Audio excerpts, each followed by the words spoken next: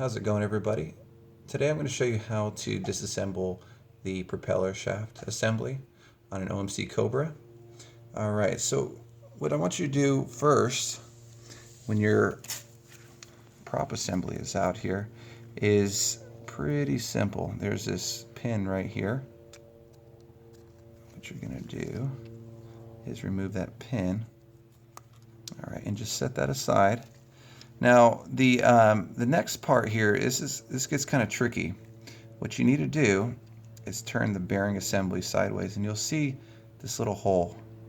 Put your thumb on that hole. Trust me, if you don't put some sort of finger on this hole, when that detent ball comes flying out, you won't be able to find it, or the spring.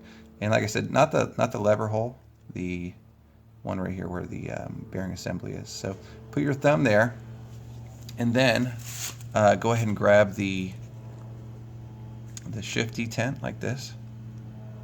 All right, and you'll notice, turn it sideways a little bit for the video, it comes out. Now yours, you have to pull it pretty hard because you're pulling past the shift detent ball and spring. And then once you get to that point, the cradle will come out too. Now the reason why mine was so easy is, if you focus over here, I've already removed it just to kind of show you how it works without having to pull on it real hard. You're going to have to pull on your shift detent pretty hard to get it out. And then what will happen is right here, you'll lift your thumb up, you'll see the spring in there, and we'll go over the spring piece and the ball when we go into the reassembly. Just remember, when you go to pull your shift detent out, you're going to have to fight the pressure of it on this little valley right here. So just to expect that. So we got the shift detent so far. We got the cradle over here. All right. We have the spring detent ball and the pin. All right. So from there, let's go ahead and pull the bearing assembly out. Now during this process, you're going to notice that all your bearings probably are going to go flying out. Mine is not, because I've just recently greased them all. Everything in this this video has actually already been pre-greased, and it's actually ready to be completely reassembled. But I wanted to make this video for everyone here so they can kind of see what we got going on here. So if you count, or if you actually see all the different bearings in here, you'll see I used some assembly grease to kind of keep everything together. Don't lose track of your bearings here, because if they do go flying, you will have to get new ones.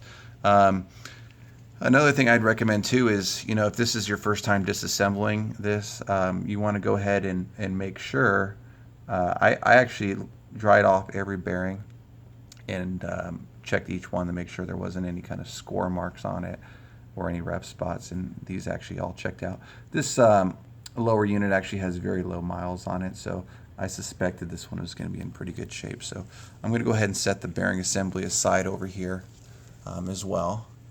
And now let's focus back over here. So what we have now is the cradle, and we have the shaft here as well. These come out pretty easy. So there that one is. Set that one aside. And then you'll notice here, check this out, the shaft does not want to come out at all.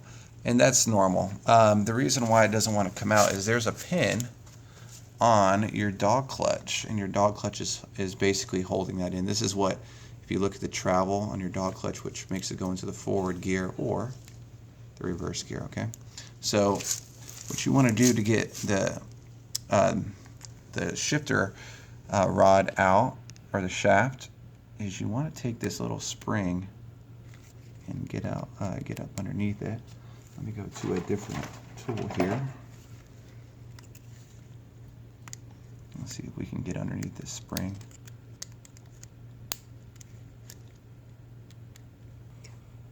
Okay, so while I'm working the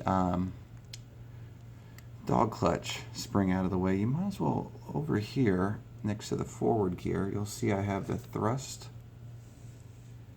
washer and bearing out. Be very gentle with this. You may not need to throw that out and get a new one.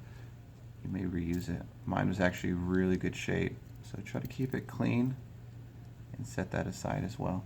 Let's go back to the spring on the dog clutch. You can actually start to see it right there. That's going to be the spring that you're going to need to remove. So I'm going to go ahead and work this spring off, and like I said, you just take your pick and slowly work it off. Okay, and that is pretty much it for the spring. We got this one little guy left here, and that's it. So I'll go ahead and set the spring over here now. All right, and since we don't need it propped up anymore, we can go ahead and take off the forward gear and set that down. And here's the shaft right here. You won't be able, like I said, you won't be able to get that off until you press this pin out. All right, let's see the pin comes out just like that.